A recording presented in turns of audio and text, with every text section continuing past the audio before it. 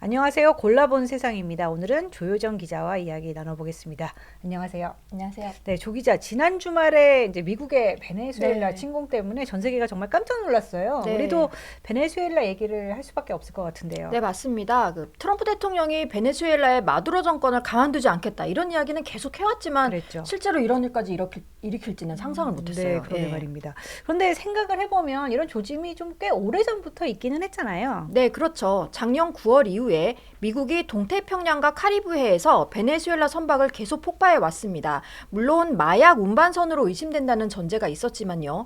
어쨌든 선박 공격만 30번이 넘었고 사망자도 100명을 넘었습니다. 네. 또 작년 10월에는 트럼프 정부가 미 중앙정보국 CIA의 베네수엘라 비밀작전을 승인한다는 보도가 있었어요. 네. 이후에 마두로 대통령이 미국 측에 점진적 퇴진을 하겠다 이렇게 제안을 했지만 네. 백악관이 이를 거부했다고 알려졌고요.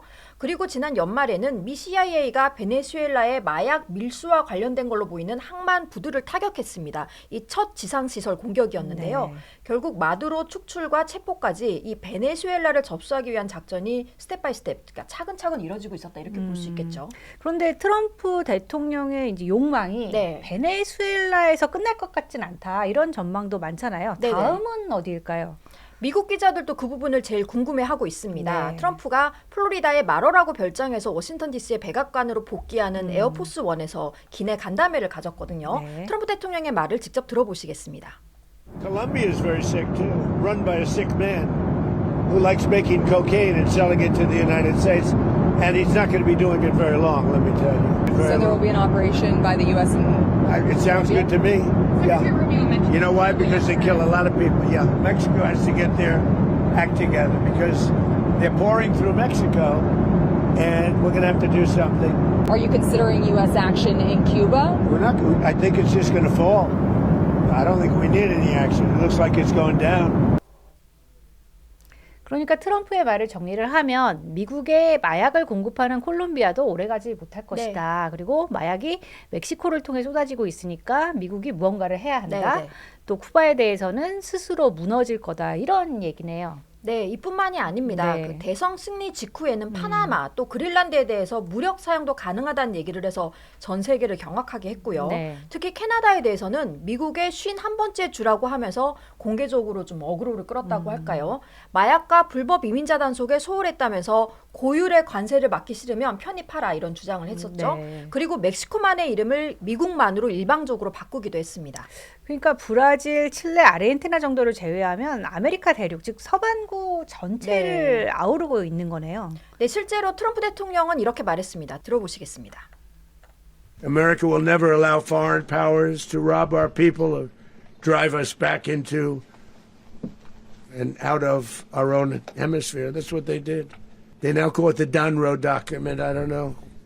It's Monroe Doctrine. Under our new national security strategy, American dominance in the Western Hemisphere will never be questioned again. Won't happen. 멀로 독트린은 알겠는데 돈로 문서라는 건 뭔가요? 네, 많이들 보셨겠지만 이 네. 던로 독트린이라는 게 바로 1823년 유럽의 미주 대륙 간섭을 거부한 제임스 먼로 대통령의 먼로 독트린에 트럼프 대통령의 이름 도널드를 붙여서 네. 만든 신조어 같은 겁니다. 지난 11월에 미국 정부가 발표한 국가안보전략 NSS에서도 같은 내용이 언급이 됐는데요. 미국이 안보와 번영을 위한 전제 조건으로서 서반구에서 우월한 지위를 유지해야 한다. 또 참여와 확장을 통해 이주 통제, 마약 유통 저지, 육해상 안정 및 안보 강화를 추진할 것이며 이를 위해 전 세계 미군 주둔을 재조정한다 이런 내용까지 들어갔습니다. 네. 그러니까 이런 원칙을 하나하나 다 실현하고 있는 것처럼 보여서 지금 좀 무섭기까지 합니다. 네, 그러니까 뭐 서반구에서의 우월한 지위, 참여와 확장. 네. 결과를 놓고 보면 그냥 의례적으로 했던 말이 아니었던 네, 거네요. 네. 그러니까 미국의 이익 확보를 위해서라면 육해상 가리지 않고 하겠다 했는데 파나마 문화의 미국의 그 무력 투입을 이제 배제하지 않겠다 한 것도 이 맥락에서 나온 얘기겠죠? 네, 파나마 운하는 태평양과 대서양을 잇는 82km 길이의 인공 수로인데요. 1914년에 미국이 건설한 이후에 85년 동안 관리를 하다가 1999년에 파나마 정부에 운영권을 넘겼습니다. 네. 그런데 미국이 이게 지켜보니까 중국이 중남미에 부쩍 관심을 보인다 싶더니 파나마 운하 항구 두 곳의 운영권을 가져가면서 투자를 확대하고 있었던 겁니다. 네. 반면 미국에는 운하 통행료를 과도하게 물리고 있다는 건데요. 실제 운하 전체 물동량을 보면 미국 화물이 72%, 중국 화물이 22%였습니다. 트럼프 대통령 입장에서는 이런 걸 죽 써서 괴줬다 뭐 이렇게 네. 이야기를 해야 될까요? 그러니까 미국이 관대함을 베풀었는데 정작 파나마는 중국의 투자를 받고 있고 미국에는 바가지를 씌우고 있으니 이걸 다시 돌려받겠다 이런 얘기였죠. 네. 하지만 파나마 운하 통행료가 국가 재정의 5분의 1을 차지하는 파나마 정부 입장에선 이거는 받아들일 수가 없는 요구였고요. 네. 하지만 결국 미국의 협박에 굴복해서 파나마 정부는 운하를 지나는 미국 선박에 대해서는 통행료를 받지 않기로 결정했습니다. 네. 네, 이제 중국이 등장을 했네요. 네, 네. 베네수엘라 이제 마두로 대통령 체포 때도 중국이 베네수엘라 석유를 이제 헐값에 가져간다. 맞아요. 예. 이것 때문에 체포를 했다. 이런 얘기가 있었잖아요. 네, 맞습니다. 그러니까 중국이 베네수엘라에 막대한 차관을 제공했는데 네. 베네수엘라가 원유로 이걸 대신 갚으면서 결과적으로는 중국의 이 원유를 헐값으로 넘기고 있다. 이런 비판이 제기가 됐잖아요. 사실 미국 입장에서는 중남미가 내 구역, 뭐 속된 말로 하자면 내 나와바리 이런 느낌이 있었는데 네. 여기에까지 중국이 야금야금 세력을 넓히니까 심지어 파나마 운하도 또 베네수엘라 석유 시설도 다 미국이 만들어준 거란 말이에요. 네. 그러다 보니까 확장주의를 배격하는 트럼프 대통령조차 이 내 구역에서 중국이 더 이상의 그 미국의 국가 이익 또 패권을 침해하는 거를 가만두지 않겠다 이렇게 나선 걸로 보입니다. 네. 다시 말해서 멀로 독트린의 부활이라고 했을 때 1823년엔 유럽이 적이었다가 네. 200년 후엔 중국이 적이 된 셈입니다. 네. 그런데 중남미는 그렇다 치고요. 트럼프 대통령은 이제 덴마크령 그린란드에 네. 지금 계속 욕심을 내고 있잖아요. 그린란드는 어떤 곳입니까? 네, 이 그린란드가 덴마크령이어서 다들 북유럽 어디쯤 있다고 착각하기 쉬운데 솔직히 네. 저도 좀 그랬습니다. 네. 근데 지도를 보면 그린란드가 이렇게 가운데 있고 덴마크는 스칸디나비아 반도 아래쪽에 좀 작게 있죠. 네. 이게 평면 지도상으로는 캐나다 북동쪽에 자리를 잡고 있습니다. 거리상으로도 덴마크보다 캐나다에 더 가까워요. 네. 그 미국 CIA가 만든 월드 팩트북을 보시면 이렇게 그린란드가 아예 놀던 노스 아메리카 이렇게 북부 북미에 있는 섬 이렇게 설명이 나옵니다. 네. 그럼 북미 대륙과 더 가까운데 어쩌다가 그린란드가 유럽에 속하게 된 거죠? 네, 그린란드가 처음 서구에 알려진 거는 바이킹 시대인 10세기 말 노르웨이 탐험가 에릭 더 레드에 의해서입니다. 네. 그 아시겠지만 그린란드는 전체 면적의 80%가 얼음으로 덮여 있는 땅이잖아요. 네. 그렇지만 더 많은 이주민을 끌어들이기 위해서 일부러 이름을 녹색 그린란드 네. 이렇게 붙였다는 얘기가 있습니다. 네. 그런데 덴마크와 노르웨이가 1380년부터 1814년까지 연합 왕국이었어요. 네. 그래서 발견은 했지만 이렇게 얼음으로 뒤덮여서 노르딕 이주민들이 많이 떠나갔었는데 이 덴마크 선교사가 다시 탐험에 나선 걸 계기로 덴마크가 1721년에 그린란드를 식민지로 선언을 했고요. 네. 연합 왕국이 해체된 뒤에도 덴마크 식민지로 남았습니다. 그렇군요. 그런데 1953년에는 덴마크가 헌법을 개정해서 그린란드를 식민지가 아닌 공식 그 덴마크 영토로 만들었는데 2009년엔 외교와 국방을 제외한 모든 자치권을 그린란드에 넘겨줬습니다. 네. 그 덴마크로서는 이제 지리적으로 멀리 떨어져 있어서 네. 뭐 식민 통치가 쉽지는 않았겠어요. 네, 그 그린란드 인구가 약 5만 7천 명이라고 네. 하는데 그 중에서 90%가 원주민, 바로 그 이누이트라고 알려진 부족입니다. 네.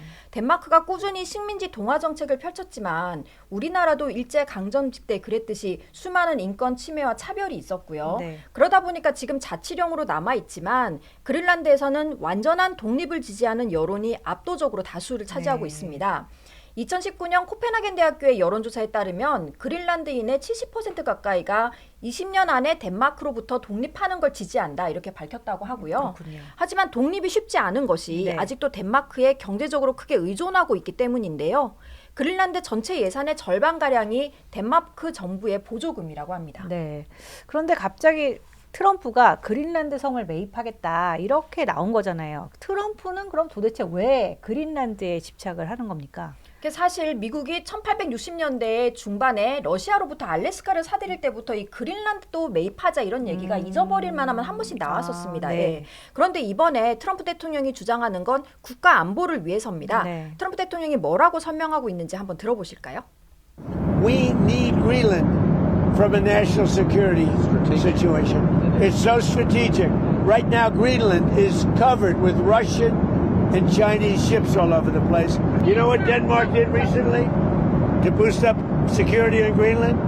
They added one more dog sled. It's true. They thought that was a great move. 앞서 파나마나 베네수엘라는 경제적인 이익이 좀 컸던 걸로 보이잖아요. 그린란드는 국가안보상 필요하다는 겁니다. 특히 중국과 러시아 이야기를 하고 있는데 네. 그러니까 이 주변이 중국과 러시아 배로 뒤덮여 있다. 실제로 러시아 잠수함이 다니고 있다고 해요. 네. 하지만 덴마크는 그린란드 방위에 신경도 쓰지 않는다. 이런 주장이죠. 네. 사실 미국은 제2차 세계대전 중에 독일을 막기 위해서 먼저 그린란드를 점령하기도 했습니다. 네. 그 전쟁 이후에 덴마크에 다시 돌려준 건데 네. 당시 미군 기지도 여러 만들었는데 지금도 그 북서 해안의 툴레에는 미 공군 기지, 지금은 피투픽 우주군 기지로 이름이 바뀌었는데 네. 미국 북부사령부의 기지가 운용이 되고 있습니다. 그런데 이 기지가 지정학적으로 굉장히 중요합니다. 러시아나 중국이 미국 본토를 향해서 대륙간 탄도미사일 ICBM을 쏠 때 이 네. 최단 경로가 북극 항로거든요. 네. 예.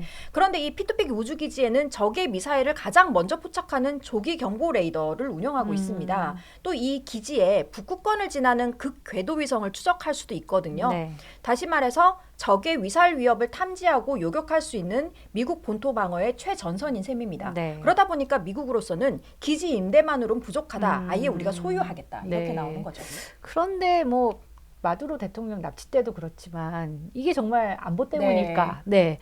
이것도 트럼프가 경제적 이해득실을 계산해서 나온 결정 아닌가 네, 네, 싶은데요. 어떻습니까? 네, 맞습니다. 그 지구 온난화로 인해서 네. 북극 항로가 각광을 받고 있다는 얘기 요즘 많이 나오잖아요. 네. 뭐 부산 해양수도 이런 얘기도 나오는데 이미 2010년대 중반부터 여름마다 그린란드 북쪽의 캐나다 다도해 네. 배핀만을 통해서 아시아로 갈 수 있는 북서 항로가 뚫렸습니다. 네. 지도에 지금 파란색으로 표시된 항로인데요.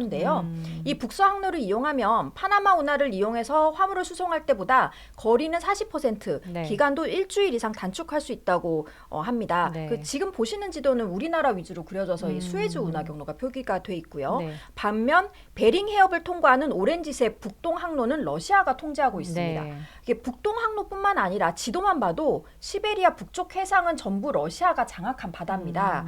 그래서 이 북극 항로 개척에 어떻게 그 두 나라가 나서냐 봤더니 미국과 러시아의 능력이 이게 비교가 안 될 정도예요. 러시아는 핵 추진 쇠빙선 8대를 포함해서 쇠빙선만 50척이 넘는데 미국은 지금 운용 중인 쇠빙선이 딱 한 척, 그냥 쇠빙선 네. 밖에 없거든요. 네. 그러다 보니까 미국이 북서 항로라도 자유롭게 이용하려면 사실 그것도 캐나다의 동의와 협조가 필요하긴 하지만 네. 그 때문에라도 그린란드를 확보하는 게 중요해진 겁니다. 네. 그린란드에 자원도 많다고 하던데요. 네, 미국 지질조사국이 조사를 했는데 2007년도에 그 그린란드 서부 해안에 보니까 170억 배럴 상당의 석유와 가스가 매장돼 있는 걸로 추정을 했습니다. 네. 그리고 동북부에도 314억 배럴 네. 상당의 석유와 가스가 매장돼 있을 걸로 추정을 했고요. 네.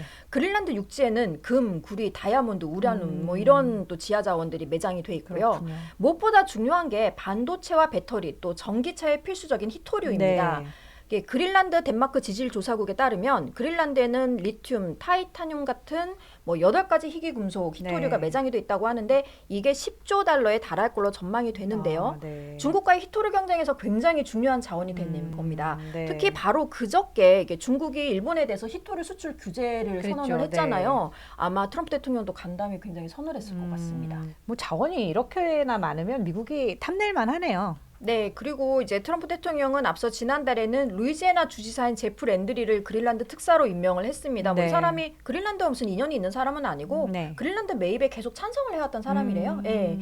그런가 하면 그 미국이 베네수엘라를 침공한 직후인 4일에는 우파 팟캐스터인 케이트 밀러라는 사람이 네. 자신의 소셜미디어에 성조기로 된 그린란드 지도와 함께 곧 그러니까 순 이런 문구를 올렸는데 네. 이 케이티 밀러라는 사람은 트럼프의 최측근인 스티븐 밀러 백악관 부비서실장의 아내입니다. 그러니까 백악관 분위기를 잘 알 수가 있죠. 그러니까 곧 미국 땅이 된다. 이런 네, 얘기죠. 네. 맞습니다. 예. 일각에서도 미국이 그린란드에 대해서도 무력을 동원하는 게 아니냐 이런 우려가 나왔는데요. 네. 심지어 백악관은 어제 그린란드에 대한 언론의 질문에 미군을 활용하는 것은 언제나 최고 사령관, 그러니까 네. 대통령의 선택지다 이렇게까지 대답을 했거든요. 네. 하지만 마코 루비오 미국 국무장관은 의회 비공개 브리핑에서 네. 트럼프 행정부의 목표는 그린란드 매입이라면서 이제 진화에 나섰는데요. 네. 다음 주에 덴마크와 만나서 논의하겠다고 밝혔습니다. 이게 만나서 논의가 될 만한 사안인지 모르겠는데 네. 덴마크나 그린랜드 쪽 반응은 어떤가요? 뭐 당연히 반발이 심할 것 같은데요. 네, 메테 프레덱스던 덴마크 총리는 네. 강한 어조로 트럼프 대통령을 향해 경고했습니다. 함께 보시겠습니다. For det første, så mener jeg, at man skal tage den amerikanske præsident alvorligt, når han siger, at han ønsker Grønland.